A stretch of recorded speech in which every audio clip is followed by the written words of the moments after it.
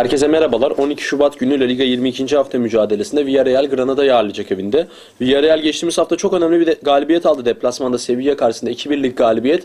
Onları bence ipten aldı. Şu an 17. sıraya çıkarttılar ve deplasmanda zaten 6 puana çıktılar. Ondan önce 3 puandaydılar ve deplasmanda da puan almaya başlarlarsa zaten kümede kalırlar. Çünkü içeride alt sıra takımların oranla daha iyi oynuyorlar baktığımız zaman.